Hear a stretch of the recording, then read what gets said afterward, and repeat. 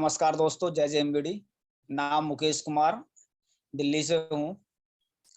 और पहले अपना संक्षिप्त परिचय दे देता हूँ आप सभी को, क्योंकि हो सकता है इस मीटिंग में कुछ अपने नए साथी भी आए हुए हों। वैसे बस्ती यूपी से बिलोंग करता हूँ। बचपन दिल्ली से ही गुजारा है, पढ़ाई लिखाई यहीं पे की है। और पढ़ाई लिखाई करने के बाद जो है 1997 से जॉब में गया। और जैसे हर आदमी पढ़ने के बाद जॉब में ही जाता है, बिजनेस के लिए तो बहुत कम लोग निकलते हैं। और यही प्रोसेस मेरा भी था, क्योंकि स्कूलों में केवल एक ही चीज पढ़ाई जाती है कि अगर अच्छा पढ़ लेंगे तो बहुत अच्छी नौकरी लग जाएगी। और दिमाग में लोगों को यही फोकस बना रहता है कि पढ़ लो, अच्छी नौकरी लग जाएगी। और पढ़ाई लिखाई करके हमने भी नौकरी की शुरुआत करी 1997 गुड़गांव से। पहली कंपनी थी ईस्टर्न मेडिकेट। अच्छी कंपनी थी, अच्छा लगा था। लेकिन ये नहीं सोचा था कि जिंदगी भर जो है नौकरी में ही फंसे रह जाएंगे और आधी जिंदगी जो है नौकरी में गुजर जाएगी। समय गुजरता चला गया, एक कंपनी, दो कंपनी, तीन कंपनी, चार कंपनी, पांच कंपनी करी 5 साल के अंदर शुरुआती दौर में। लेकिन 2002 में फिर एक नई कंपनी मिली, मोजेरवेयर इंडिया लिमिटेड। काफी नाम सुना था, सीडी और डीवीडी बनाती थी। और 2002 में ज्वाइनिंग हुई और 2015 तक कंटिन्यू जॉब करी उसमें। लेकिन जब 2002 में ज्वाइनिंग करी थी तो उसी समय मुझे नेटवर्क मार्केटिंग की जानकारी एक दोस्त ने दी थी। और नोएडा सेक्टर 2 गया था, वहां पे एसएलआई कंपनी थी। 17,500 रुपये से ज्वाइनिंग थी। पहली बार में ही नेटवर्क मार्केटिंग समझ में आ गई थी। फिर ये था कि करना है, अगर 5 साल में जिंदगी बदल सकती है तो बदलने में क्या जा रहा है। ज्वाइनिंग करी, पैसा नहीं देखा, क्योंकि प्लान समझ में आया था। और एक ही बार इन्वेस्टमेंट थी। तब ये था कि अगर एक बार इन्वेस्टमेंट करके हम जिंदगी को बदल सकते हैं केवल काम करके, तो नौकरी में तो पूरी जिंदगी करना है। और शुरुआत की, फिर अपने घर से 2 आईडी और लगाई अपने भाइयों की। और यही सोचा कि चलो मिल करके एक नया जीवन जिएंगे, क्योंकि पिछले 5 साल नौकरी करके देख चुके थे और वहां से उब चुके थे। लेकिन जब बिजनेस को शुरू किया, काफी मेहनत करी, करीब 8-9 महीने, साल भर इसी कंपनी में काम किया। और केवल 3,000 रुपये आए थे। और फिर ये देखा कि हर आदमी का विचार था, यार इतनी बड़ी इनकम कहाँ से निकलेगी। 2002 की बात थी ये। और फिर ये विचार आया कि चलिए छोड़िए, कोई दूसरी कंपनी पकड़ते हैं। लेकिन नेटवर्किंग छोड़ने का विचार नहीं था, क्योंकि मालूम चल चुका था नेटवर्किंग की ताकत का। इंदिरापुरम में थी, दूसरी कंपनी ज्वाइन करी। और उसके बाद वहां से भी सफलता नहीं मिली, फिर तीसरी कंपनी ज्वाइन करी। लेकिन धीरे धीरे तीनों ही कंपनियां बंद हो चुकी थी। और मन में फिर वहां से एक निराशा आनी शुरू हो गई। तीसरी कंपनी से ज्यादा निराशा आई थी, क्योंकि तीसरी कंपनी में ज्वाइनिंग किया, कुछ लोगों को बताया भी था। और वो कंपनी तो मेरी नजरों के सामने ही बंद होगी। पहली 2 कंपनियां तो नजरों के सामने बंद नहीं हुई थी। लेकिन फिर ये दिखाई दिया कि जो अपलाइन मिले थे उनका सपोर्ट नहीं मिल पा रहा था, और उन्होंने केवल यूज किया था। और फिर सिस्टम के थ्रू जानकारी नहीं मिल पा रही थी, कोई मीटिंग वगैरह नहीं चलती थी, अपलाइन का सपोर्ट नहीं होता था। बस यही था कि जोड़े जाओ जो है। और नॉलेज नहीं मिली, निराशा मन में भर चुकी थी। नेटवर्किंग से पीछा छुड़ा लिया था। फिर ये सोचा कि जॉब जैसे चल रही है, बहुत बढ़िया चल रही है, ऐसे ही चलाते जाएं। और जिंदगी गुजरते चला गया। 2002 2003 के बाद जो है 2017 आ गया। कंपनी में उतार चढ़ाव आए और मन करता था कुछ करा जाए। लेकिन उसी बीच में फिर ये आया कि चलो नौकरी तो चल ही रही है, एक अपने स्टोर खोल लेते हैं।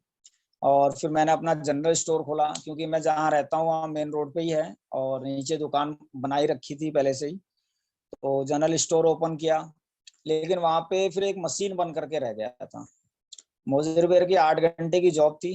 जॉब से आना, शिफ्टों में ड्यूटी चलती थी। सुबह 6:30 से 2-3 बजे तक जॉब थी। और घर 4:30 बजे पहुंचते थे। पहुंचने के बाद फिर सीधा अपना सामान लेने के लिए भागना होता था। वापसी सामान लाते लाते 8 बज जाते थे। फिर खाना पीना सब कुछ करना, 11 बजे दुकान बढ़ती थी। फिर सुबह 4 बजे उठ जाना था। और ऐसी दूसरी शिफ्टों में भी टाइम था। तो जो चाह रहे थे वो नहीं हो पा रहा था। पैसा तो आ रहा था, लेकिन एकदम मशीन बन करके रह चुके थे कि 24 घंटे चलने वाली मशीन। और 1.5 साल दुकान चलाई, उसके बाद बंद कर दिया, क्योंकि घर में भी प्रभाव पड़ना शुरू हो चुका था। और फिर दोबारा जो है 1.5 साल की जिंदगी और आगे चलनी शुरू हो गई।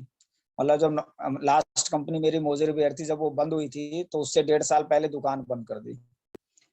और 4 नवंबर 2017 को मोजेरवेयर इंडिया लिमिटेड में हमारा आखिरी दिन था।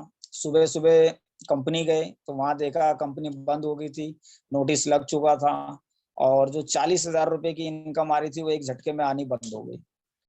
वहां से दिमाग एकदम घूमना शुरू हुआ। फिर एक शब्द दिल में आना शुरू हुआ, काश अगर वो जनरल स्टोर मेरा 1.5 साल और चल चुका होता, मैंने बंद नहीं किया होता, तो आज वहां से कुछ ना कुछ इनकम आ रही होती है और मैं अपने जीवन को जो है, आज जो ये परेशानी आ चुकी है वो नहीं आती। लेकिन वो काश तो खास खत्म हो चुका था, वो दोबारा तो आ नहीं सकता था, क्योंकि जो बीता हुआ समय वापस आएगा नहीं। और फिर मन में विचार आया कि चलिए दोबारा दुकान तो है ही और उसको खोला जाता है। लेकिन दोस्तों बताऊं, उस समय जब नौकरी कर रहा था मेरे पास पैसे की बहुत कमी हो चुकी थी, क्योंकि बच्चों की पढ़ाई लिखाई में इन्वेस्टमेंट ज्यादा हो चुका था, बच्चे बड़े हो रहे थे, और लगभग 35,000 के आसपास की इनकम बची थी। और बाकी जो पैसे थे सब दूसरी जगह इन्वेस्ट कर दिए थे, और एक जगह और इन्वेस्ट किया हुआ पैसा तुरंत आता भी नहीं है। और उसी 35,000 से पतंजलि की दुकान को ओपन किया और संघर्ष करता चला गया। बस ये था कि ग्राहक को वापस नहीं जाने देना है। दुकान में अगर एक भी सामान खत्म होता था तो उस स्कूटर नहीं लेता था, अपनी साइकिल उठाता था और तुरंत डिपो जा करके सामान लेकर के आता था। यही सिलसिला चलता रहा 6-7 महीने जो है, और फिर दुकान में इनकम सही आने लगी और फिर जीवन फिर वैसे ही चलना शुरू हुआ। लेकिन यहाँ से फिर दिमाग ने काम करना शुरू किया कि केवल एक ही पे आश्रित नहीं रहना है। और दूसरी खोज ये थी कि चलिए एक दुकान मिसेज देख लेंगे, दूसरी दुकान फिर मैं खोलता हूँ, नौकरी नहीं करनी है।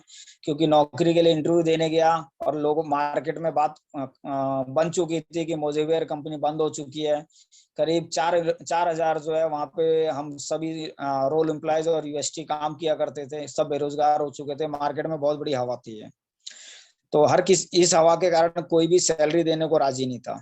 जैसे अभी आप जान सकते हैं, कोरोना के टाइम के बाद जो है कंपनी के मालिकों ने सैलरी देना बंद कर दिया। कई लोगों की आधी सैलरी हो गई, जो 10,000 थी वो सॉरी जो 20,000 थी वो 10,000 में आ गई। जो नई जॉब के लिए जा रहे थे उनकी सैलरी बहुत कम हो गई थी। तो यही कंडीशन हम लोगों के साथ भी थी। तो मन में ये आया कि नौकरी नहीं करनी है, अब दुकान ही करनी है। और यह भी प्लान चल ही रहा था। तो इसी बीच में ओम सर का और सतीश जी का दुकान पे आना हुआ, एक दंत कांति खरीदने के बहाने। जैसे सर बताते हैं कि उस दिन जो है डेमो किट लाना भूल गई, तो सर ने आकर के दंत कांति यहाँ से खरीदा और केवल छेड़ा मुझे। और आपको एक जानकारी देना यहाँ चाहूंगा कि हम जो है मार्केट में लोगों को छेड़ना मतलब उनसे बात करने से हम डरते हैं, प्रोस्पेक्टिंग करने से हम डरते हैं। केवल एक बात आपको रख देनी है उनके सामने, बिजनेस के रूप में या फिर स्वास्थ्य के रूप में, तो हो सकता है वो आदमी मेरी तरह निकल करके आगे आपका एक बहुत अच्छा लीडर बन के तैयार हो जाए।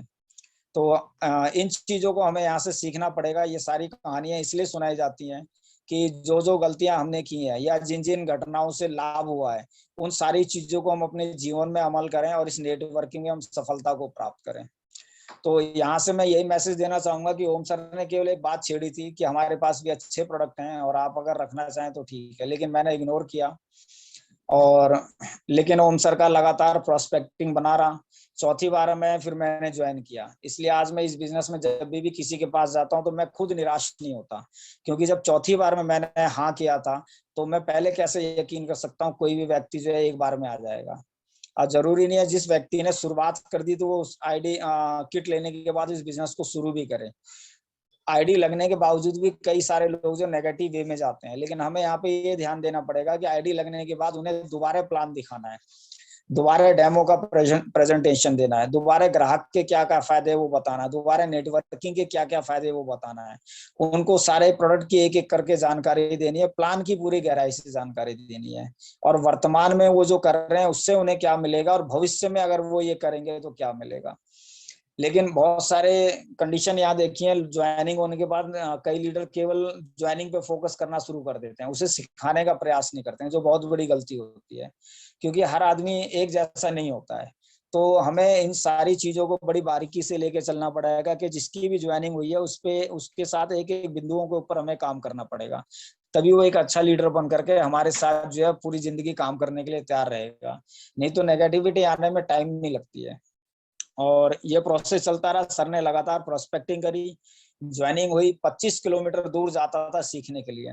और आज हमारे साथी कहते हैं कि सर आधा किलोमीटर आना भी मुश्किल होता है, बारिश हो रही है, ये हो रहा है, वो हो रहा है, लेकिन आप लोग ओम सर से जानकारी ले सकते हैं कि मैंने कभी भी मीटिंग मिस नहीं करी। और एक घटना आज मैं यहाँ आपको बताना चाहूंगा। एक बार मैं मीटिंग के लिए गया था और अकेले चला गया, और मुझे लगभग 2 महीने हो चुके थे, मैं अकेले ही चक्कर काटता था, प्रोडक्ट तो बहुत निकालता था, लेकिन मीटिंग में आने के लिए कोई राजी नहीं होता था। और उस दिन जो है ओम सर ने, जो पुराने लीडर थे, उन सबके सामने मुझे एक बहुत बढ़िया सी फटकार लगाई कि करोड़पति क्या अकेले आकर के बनोगे।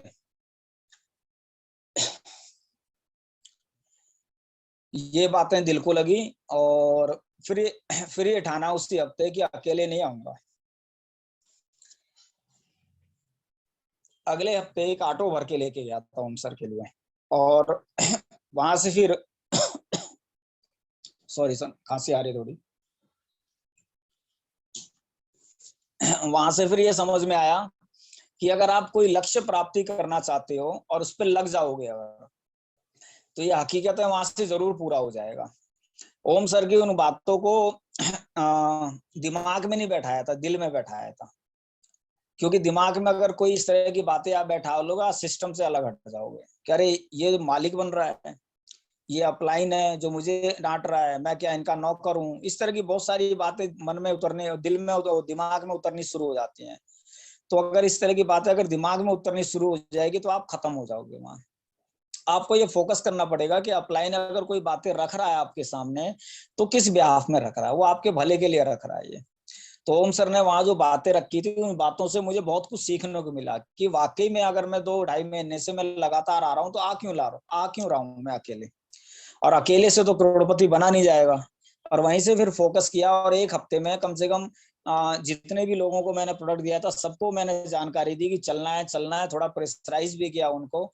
और उस दिन मैं लगभग 8 से 9 लोगों को लेके गया। मुझे भी अच्छा लगा, सर को भी अच्छा लगा कि चलो ठीक है, एक एक डांट ने इतना शुरू किया है, तो हो सकता है कि आगे बिजनेस बहुत अच्छा बढ़ेगा। और ये प्रोसेस चलता रहा, रॉयल्टी बने, टेक्निकल बने, सब कुछ हुआ, और सम्मान मिला, पैसा मिला, सारी चीज ठीक चल रही थी। लेकिन कई बार जब सफलता जल्दी आ जाती है, अच्छी आ जाती है, तो परीक्षा भी आपकी शुरू हो जाती है वहां से। क्योंकि अगर परीक्षा नहीं होगी तो आपको पता नहीं चलेगा कि सफलता का महत्व क्या है। और वहां से फिर टीम में एक मछली पैदा हुई जिसने पूरे तालाब को गंदा कर दिया, और उन चीजों को हम लोग समझ नहीं पाए कि आखिर में प्रोसेस हो क्या रहा है, और पूरी टीम वहां से जो है खत्म हो गई। पूरी का मतलब है कि काफी सारे लोग उस सिस्टम से बाहर हो गए। लेकिन लोग बाहर हुए, लेकिन बिजनेस तो मैंने खुद से शुरू किया था, उन लोगों से शुरू नहीं किया था। जब मैं आया था तो मेरे साथ वो लोग नहीं थे, मैं अकेला था। मैंने फिर चलना शुरू किया, लेकिन उसी समय कोरोना आया, सतीश जी चले गए, ऐसे बहुत सारी समस्या आई।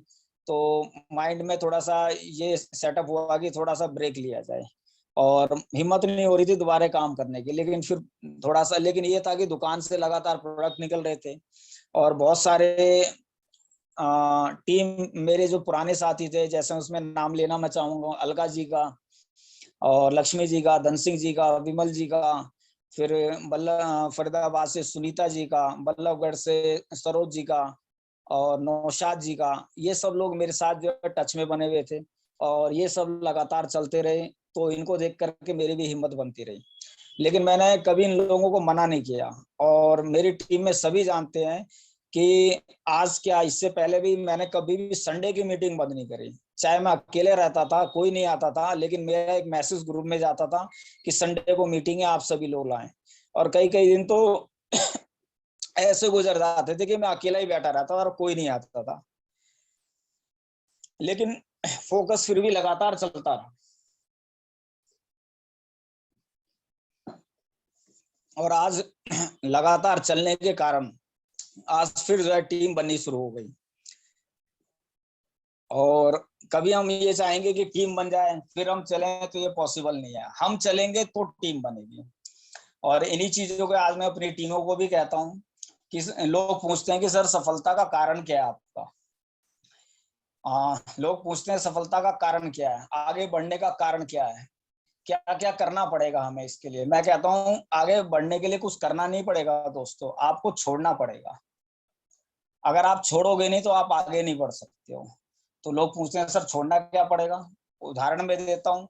जैसे आज हम बस में सफर कर रहे हैं, हमारे पास बैग होता है, तो उस बैग का क्या कोई वजन करता है?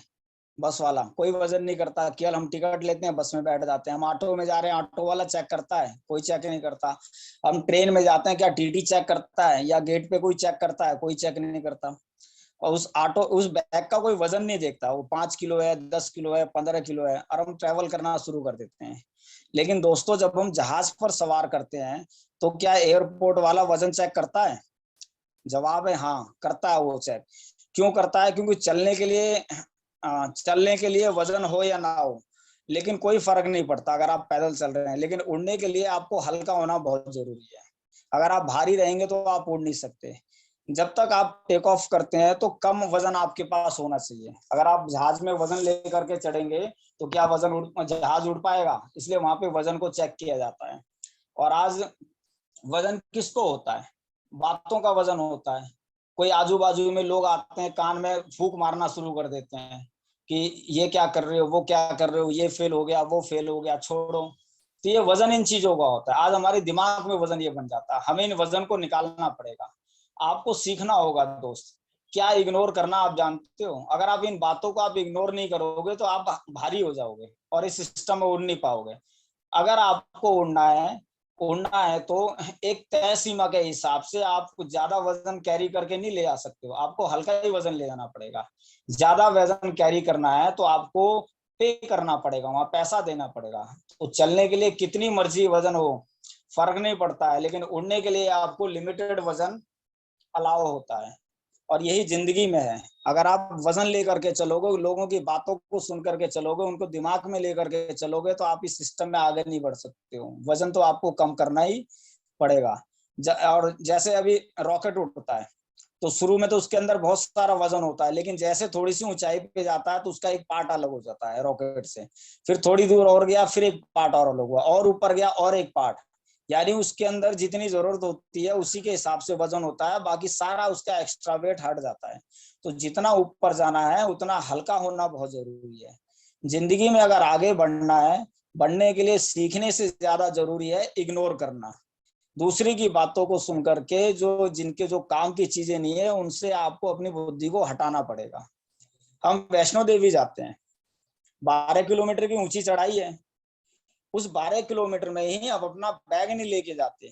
हम एक जोड़ी कपड़े लेकर के जाते हैं कि वहां पे नहाएंगे ऊपर जाके, और हम जो है यूनिफॉर्म को चेंज कर लेंगे। बाकी जितने कपड़े होते हैं सब नीचे लॉकर में रख लेते हैं, या कोई रूम वगैरह होता है हम उसमें रख लेते हैं। लेकिन ऊपर एक लिमिट में हम लेकर के जाते हैं। तो वो तो केवल 12 किलोमीटर की चढ़ाई है, और सफलता की यात्रा तो बहुत ऊपर तक जानी है। क्या भारी वजन के साथ हम ऊपर जा सकते हैं? नहीं जा सकते। इग्नोर करना सीखना होगा दोस्तों। 100% आपको इग्नोर करना सीखना होगा। अगर हम इग्नोर करना नहीं सीखेंगे लोगों की बातों को, तो हम आगे नहीं जा सकते। अब एक छोटा सा उदाहरण आप लोग करके देख लेना, प्रैक्टिकली करके देख लेना, हो सकता है कुछ लोगों ने किया भी हो। एक बोतल लीजिए 100 ग्राम 200 ग्राम की, अपने हाथ को सीधा कीजिए और अपने हाथ को ऊपर रख लीजिए, उसे हथेली के ऊपर। और रखना बहुत आसान है, कोई भी रख सकता है उसको। लेकिन कितनी देर? 10 मिनट, 15 मिनट, आधा घंटा, 1 घंटे, 4 घंटे, 10 घंटे, कितनी देर रखेगा? बोतल तो उतनी है, बोतल का वजन तो नहीं बढ़ेगा ना। लेकिन हाँ, हाथ में दर्द जरूर हो जाएगा। तो क्या करना चाहिए? बोतल को गिरा देना चाहिए। बोतल अगर आप रखे रहेंगे तो आपके हाथ में जरूर दर्द होगा। इसी प्रकार से हमें व्यर्थ की बातों में नहीं आना, लोगों की फिजूल की बातों में नहीं आना, उसको गिरा देना जो है। कोई आपके पैसे लेकर के चला जाए और आप उसको भूल जाते हैं। अगर काफी साल पहले, 5 साल, 10 साल, 20 साल पहले कोई आपका पैसा लेकर के भाग जाए तो आप उसे भूल जाएंगे। अगर भाग जाए, जैसे जेब कतरा वगैरह होता है, आप उसकी तरफ इतना ध्यान नहीं देंगे। लेकिन अगर किसी आदमी ने 8 साल पहले, 10 साल पहले आपको कुछ कह दिया, और 8 साल बाद भी आपने उसको दिल में बैठा के रखा हुआ है, कभी मौका मिल जाए उसको छोड़ूंगा नहीं, उससे बदला जरूर लूंगा, और मौका मिलते ही हम रंजिश निकालने की कोशिश करने लगते हैं। समझ रहे हैं दोस्तों? अगर आपके दिल में वो बात बैठी हुई है, दिमाग में बैठी हुई है, तो उसके मिलने के बाद हम रंजिश निकालने का विचार करते हैं। ऐसे कितनी बातें होंगी, कितने लोग होंगे जो 8-8 साल, 10-10 साल अपने दिल में उन बातों को बैठा करके रहते हैं और दिमाग में लेकर के बैठे रहते हैं। सोचो कितना भार हो चुका है। उस भार के साथ क्या सफलता की यात्रा की जा सकती है? बिल्कुल नहीं की जा सकती दोस्तों। उस भार को, उन लोगों के विचारों को हटाना पड़ेगा, उस नेगेटिविटी को आपको अपने माइंड से हटाना पड़ेगा। एक प्रिंसिपल बड़ा सिंपल सा है, एक सिद्धांत है बहुत सिंपल सा, हल्का हो जाओ मेरे भाई, हल्के हो जाओ, तभी आप ऊपर जा सकते हो। अगर आप भारी रहोगे तो आप ऊपर नहीं जा सकते। लोग क्या कह रहे हैं आपको कोई फर्क नहीं पड़ना चाहिए। अगर पढ़ना भी चाहता है तो उसका एक तरीका और है, उसको अंग्रेजी में कहते हैं स्वीट रिवेंज, मीठा बदला लेना जो है। जैसे आज हमारे महात्मा गांधी जी ने लिया, अंग्रेजों ने उनको ट्रेन से बाहर फेंक दिया, तो उन्होंने क्या उनको कुछ बोला? वहां कुछ नहीं बोला। बदला कैसे लिया? तुमने मुझे ट्रेन से बाहर फेंका है, मैं तुम्हें देश से बाहर फेंक दूंगा। इसको कहते हैं स्वीट रिवेंज। किसी को गाली नहीं दी, किसी को कुछ नहीं दिया, बहुत मीठा बदला लिया और देश से बाहर निकाल करके फेंक दिया। इसको बोलते हैं मीठा बदला। तुम्हें इस बात को ध्यान रखना है। बस आप किसी भी एज के हो, किसी की भी बातों में दिल में आपको नहीं उतारना है, कोई सी भी बात हो जाए, क्योंकि आपको भारी करने में लोगों की बातों का सबसे बड़ा रोल होता है। और केवल उन्हीं लोगों के साथ रहना है जो इस सिस्टम में आगे बढ़ रहे हैं। हमें उन लोगों के साथ नहीं रहना है जो इस सिस्टम में आगे नहीं बढ़ रहे हैं। मैंने उनसे ऐसा क्यों कह दिया? अब जैसे लोग क्या कहते हैं आपस में एक दूसरे को, बातें होती है, कौन हो तुम, आप कौन हो, मुझे ऐसी बातें क्यों कर रहे हो, आपने मुझे ऐसा क्यों कह दिया। अरे भैया, यहाँ कोई अकबर की औलाद थोड़ना है, कोई राजा थोड़ना है, कोई किसी को कुछ भी कह सकता है, क्योंकि हर कोई अपने आप को शेर का सवार शेर बनता है। और फील्ड में क्या कहते हैं, सर उसने तो फोन नहीं उठाया, मैंने उसको 2-2 बार कॉल किया, चाहे अपलाइन हो या डाउनलाइन हो, फोन नहीं उठाया। आप इसी मजे में देखते हो कि आप जो है ना, इसी बातों को सुन करके आप जो मोटिवेट हो रहे हो और आप अपने आप को खत्म कर रहे हो। सोच रहे हो कि मैं बहुत अच्छी बातें कर रहा हूँ, मैं एक दूसरे की कंप्लेंट कर रहा हूँ, इसको बता रहा हूँ, उसको बता रहा हूँ। इन चीजों में फंसने की जरूरत नहीं है। अगर आपको मर्सिडीज अगर आपको मर्सिडीज चाहिए तो ये बातें आपको देखनी होंगी, इन बातों को खोपड़ी में बैठाना पड़ेगा। और अगर आप अपने दिमाग में नहीं बैठाओगे कि मुझे व्यर्थ की बातों से अलग हटना है, और व्यर्थ की बातों को अगर आप साथ में लेकर के चलोगे, तो आप मर्सिडीज में नहीं बैठ सकते हो। आप केवल साइकिल पे बैठोगे या स्कूटर पे बैठोगे, इससे ज्यादा ये व्यर्थ की बातें आपको कामयाब नहीं करेंगी। मर्सिडीज लेना ही है तो लोहे जैसा जिगरा आपको पैदा करना पड़ेगा, मजबूत बनना पड़ेगा आपको। इन खोखले विचारों के साथ, खोखली बातों के साथ आप आगे बढ़ोगे तो आगे नहीं बढ़ सकते हो। कुछ लोग बोलते हैं हमें तो फर्क ही नहीं पड़ता है, बहुत सारे लोग ऐसे मिल जाएंगे। जब भी कोई बात सामने आती है, नहीं आती है या अच्छी नहीं लगती है, तो हेलमेट पहन लेते हैं। और ये बहुत अच्छी चीज है ये। अगर आपको किन्हीं की बातों अच्छी नहीं लगती है तो हेलमेट पहन लीजिए, यानी अनदेखा कर दीजिए उन बातों को। लोग बोलते रहेंगे, भड़ास निकालते रहेंगे, किस पे फर्क पड़ेगा? जो हेलमेट पहना उस पर नहीं पड़ेगा, जिसने अपने कानों को बंद कर लिया उस पर नहीं पड़ेगा, लेकिन जो बोल रहा है उस पर पड़ेगा। लेकिन प्रॉब्लम तब होती है जब आप जो है उनकी बातों को सुनते हैं और सुन करके शुरू करते हैं और सुनने में फिर मजा लेना शुरू कर देते हैं। और बताओ उसने मेरे बारे में क्या बोला, हाँ हाँ बताओ बताओ, मजा आ रहा है, मैं भी तो देखूं क्या बोलता है। इससे क्या मिलेगा आपको? अगर कोई आपकी बातें बता भी रहा है कि उसने आपके बारे में ऐसा ऐसा बोला, उससे कुछ नहीं मिलना है। ये सारी व्यर्थ की बातें हैं, क्योंकि किसी की बातें आपने सुनी कि उसने मेरे बारे में ऐसा बोला, अब आपके माइंड में उसके प्रति जो है नेगेटिविटी बन चुकी है। आप जब भी आप उसको देखेंगे तो उसको कहेंगे अच्छा इसने मेरे से ऐसा बोला, अब मैं देखता हूँ कैसे मैं इसके साथ प्लान देता हूँ।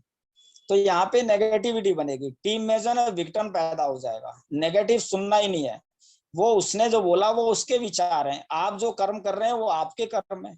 और यहाँ अगर आप सही दिशा में कर्म करते चले जाएंगे तो आप बढ़ते चले जाएंगे। कोई भी आदमी पूरी दुनिया में आपकी परमिशन के बगैर आपको बेइज्जत नहीं कर सकता है, लेकिन अगर हम दूसरों की बातों को सुनकर के अंदर फील करेंगे तो हम ही बेइज्जत करने वाले हैं। आप इजाजत देते हो तो बेइज्जत लगती है, इसको इग्नोर करना पड़ेगा। अपने बैग को आपको रखना पड़ेगा, हल्का हो जाना पड़ेगा। अगर ऊपर आप जाना चाहते हो तो आपको बिल्कुल ही हल्का होना पड़ेगा, दुखी नहीं होना है, खुश रहना है आपको। जो है दुखी राम नहीं बनना, आपको खुशी राम बनना है, रोना नहीं है दोस्तों। हाय मेरे को तो पनीर नहीं मिला पार्टी में जो है, मेरे आने से पहले ही पनीर हो गया, इससे क्या मिलेगा आपको? रोना नहीं है, जो मिल गया बहुत अच्छा है, नहीं मिला तो कोई दिक्कत नहीं है, क्योंकि हमारा जो लक्ष्य है वो पनीर खाना नहीं है, हमारा लक्ष्य है मर्सिडीज में बैठ करके पनीर खाना है। तो हम उस पनीर के लिए क्यों परेशान हो रहे हैं जो 200 रुपए किलो 250 रुपए किलो आ रहा है? हमारी सोच कुछ और है, इन छोटी छोटी बातों में फंसना नहीं है। कहते हैं बड़ी लड़ाई जीतने के लिए छोटी छोटी हार को जो है हारना पड़ेगा, उसमें फंसना नहीं है, छोटी बातों में अपनी एनर्जी को लगाने की जरूरत नहीं है। ये कुदरत की लड़ाई है, ये कुदरत की लड़ाई में बड़े बड़े चुनौतियां आएंगी आपके जीवन में, जितना बड़ा काम होगा उतनी बड़ी चुनौती भी होगी आपके सामने, जितना बड़ा गोल उतनी बड़ी प्रॉब्लम भी आपके सामने आएगी। अब 20,000 की अगर कोई इनकम ले रहा है तो उसकी प्रॉब्लम क्या होगी? उससे केवल यही दिखेगा मेहनत करनी है मुझे, 20,000 की इनकम वाला। लेकिन 5,000 की इनकम वाला, 5,000 की इनकम वाले को कोई प्रॉब्लम नहीं होगी, वहां मेहनत नहीं लगेगी, वहां वो प्रॉब्लम सॉल्व करने के 5 लाख रुपए ले रहा है, मेहनत करने के 5 लाख रुपए नहीं ले रहा है। तुमको सरदर्द हो जाए तो क्या करोगे? 2 रुपए की जगह एक सेरेडोन ले लोगे, एक छोटा सा खर्चा, क्योंकि एक सरदर्द एक नॉर्मल सी चीज है। लेकिन अगर भगवान ना करे अगर ट्यूमर हो जाए तो इंसान क्या करता है? वो कहता है भैया घर भेज दो, कुछ भी कर दो बस ठीक कर दो मुझे। यानी कि जितना बड़ा रोग उतना बड़ा खर्चा। तो जो डॉक्टर बड़ी प्रॉब्लम को सॉल्व करेगा तो वो ज्यादा पाएगा, और जो छोटी प्रॉब्लम को सॉल्व करेगा, जो छोटी प्रॉब्लम को सॉल्व करेगा उसे छोटा मिलेगा। तो जिंदगी में अगर आगे बढ़ना हो तो बड़ी समस्याएं सॉल्व करो, छोटी मोटी सैरोडोन वाली समस्याओं से, 2 रुपए वाले से आपका केवल गुल्लक भरेगा, आपकी तिजोरी नहीं भरेगी। इग्नोर करना सीखना होगा दोस्तों। इसलिए मार्केट में आज बहुत सारे साथी मिल जाएंगे जो कानाफूसी करने लग जाएंगे, अरे कंपनी खराब है इसको छोड़ो मेरे साथ आ जाओ, 2 मिनट में आप जो है यहाँ मैं करोड़पति बना दूंगा। और हम उस लालच में आकर उनके पीछे चले जाते हैं। जेएमडी का प्लान इतना बढ़िया है, जेएमडी के प्रोडक्ट इतना बढ़िया है, पिछले 4 साल से मैं इस्तेमाल कर रहा हूँ। मेरी दुकान से आज की तारीख में सल्लकी की आप बात करें, तुलसी बात करें, गिलोय की आप बात करें, या फिर वंडर लाइफ की आप बात करें, ये सारे प्रोडक्ट इतने लाजवाब हैं जो बहुत अधिक मात्रा में निकल रहे हैं। जोड़ों का दर्द हो गया, बुखार का हो गया, ये सारी चीजें इतनी तेजी से निकलती हैं, और हर 2 महीने 3 महीने में सीजन चेंज होता रहता है, लोग बीमार होते रहते हैं, लोगों का खान पान सही नहीं है। और जेएमडी के प्रोडक्ट इतने लाजवाब हैं, आप किसी को भी दे दो, टेंशन लेने की जरूरत नहीं है। हमारी टीम में तो बहुत सारे लीडर ऐसे हैं जो शर्त लगा लेते हैं और उनको प्रोडक्ट दे देते हैं, और उसके बाद जब रिजल्ट आ जाता है उनसे दुगनी कीमत ले लेते हैं। ऐसे भी बहुत सारे साथी हैं हमारे जो है।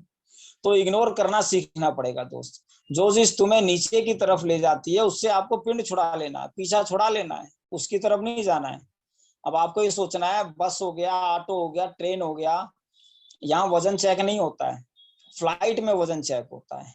सड़क पर रहेंगे तो 100 की स्पीड पे चलेंगे, 150 की स्पीड में चलेंगे। कोई बहुत बड़ा नवाब होगा तो वो 200 की स्पीड पे गाड़ी चला लेगा अपनी।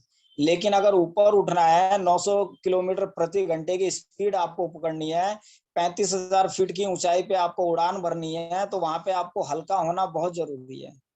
अब आपको निर्णय लेना है कि आप सड़क पर दौड़ना चाहते हो या 35,000 पर आप उड़ना चाहते हो। ये निर्णय हमें खुद लेना पड़ेगा। इन छोटी छोटी बातों में नहीं आना है, लोगों की बातों को इग्नोर करके हमें आगे बढ़ते चले जाना है। और इस सिस्टम को पूरे विश्व में फैलाना, जैसे अभी मैसेज ही बढ़ाते कि दद्दा जी ने जो है विश्व में पूरे भारत से बाहर भी जो है जाने के लिए बहुत सारे प्रोडक्ट की जो है सरकार से अनुमति ले ली है। तो दद्दा जी का फिर बहुत बहुत शुक्रिया दोबारा जो है, और ये शुक्रिया कभी बंद ही नहीं होगा, ये तो चलता रहेगा, क्योंकि जो भी नए प्रोडक्ट आते हैं उसमें कमी नहीं है, उसके अंदर सामर्थ्य है हर व्यक्ति को स्वस्थ रखने का। और इस सिलसिले में मैं अमित जी का बहुत बहुत धन्यवाद करना चाहता हूँ, जो हमारी टीम को लगातार सपोर्ट करते हैं, और सर के पास हम जो भी मैसेज भेजते हैं तो सर उसका जो है तुरंत रिप्लाई देते हैं कि आप इसी बीमारी में जो आप ये प्रोडक्ट कर लें। तो अमित जी आपका भी बहुत बहुत शुक्रिया जो पूरी मेरी टीम को आप सपोर्ट कर रहे हैं। और फिर उधर से अवतार जी का मैं बहुत शुक्रिया अदा करता हूँ कि अवतार सर जैसे अभी अपना डिपो बना रहे हैं, तो जैसे मैंने उनका डिपो देखा, गिलास वगैरह वो लग रहा है, तो मुझे अपने डिपो की याद आ गई थी जो 4 साल पहले मैंने खोला था। लेकिन कुछ परिस्थितियों के कारण वो चीज बिगड़ी है। लेकिन जल्दी जो है एक डिपो जो है आपको दिल्ली में भी ऐसा मिलेगा। मेहनत जारी है और लक्ष्य बना हुआ है, और बहुत जल्दी ये सारा रिजल्ट भी बन करके तैयार हो जाएगा। बाकी जितने भी लीडर हैं, चाहे गुजरात से मैं बात करूं, बंगाल से बात करूं, एमपी से बात करूं, सभी लोगों की मीटिंग सुनते हैं और एक नया अनुभव मिलता है वहां से। क्योंकि हर व्यक्ति के पास एक अनुभव है, हर व्यक्ति के अंदर एक अलग अलग गुण है बिजनेस को आगे करने का, आगे बढ़ाने का। तो बाकी सभी लोगों का भी बहुत बहुत नमन है। और इसी सिलसिले में मैं रमेश सर का भी धन्यवाद करना चाहता हूँ, जो लगातार जो है ग्वालियर की टीम को जो है एक उत्साह बढ़ाते हैं और उनके साथ बातचीत चलती रहती है, अलका जी के साथ बातचीत चलती रहती है। पंकज सर का बहुत बहुत धन्यवाद, जो सर ने जो है इस सिस्टम को जो है बहुत अच्छी तरीके से बनाया, सॉफ्टवेयर को बहुत अच्छी तरीके से तैयार किया, प्लान को बहुत अच्छी तरीके से तैयार किया। और लास्ट में मैं ओम सर का बहुत बहुत धन्यवाद करना चाहता हूँ। इसलिए लगभग 3 साल ओम सर हम सबके साथ रहे, और जितनी भी बातें आज मैं बोल रहा हूँ या मेरी टीम बोल रही है, तो ये कहीं ना कहीं श्रेय जो ओम सर का जाता है। अगर इस सिस्टम में वो हम लोगों को नहीं मिले होते तो ये सारी बातें आज नहीं निकल पाती। क्योंकि जो बच्चा होता है उसको कुछ आता नहीं है, लेकिन अच्छा गुरु जब मिलता है तभी उसको सारी जानकारियां जो होती हैं। तो इंसान तो हर कोई बोलता है और हर कोई बात करता है, लेकिन बातों में उस शब्द होना चाहिए कि आप जिस सिस्टम में जुड़े हुए हैं, क्या उस सिस्टम से संबंधित आपके पास शब्द है या नहीं है। और ये शब्द किसी ना किसी के माध्यम से मिलता है, और आज ये शब्द जो भी है ओम सर के माध्यम से है। और मैं अपनी टीम को हमेशा जानकारी देता रहता हूँ कि ये जो मैं आप लोगों को जो भी सिखा रहा हूँ, ये मेरी बातें नहीं है, सारी ओम सर की बातें हैं। तो कभी भी ओम सर को भूलना नहीं, उनको हमेशा नमन करना। तो एक बार मैं फिर ओम सर का जो है बहुत बहुत धन्यवाद कहना चाहता हूँ, जो उन्होंने मुझे सारी जानकारी दी।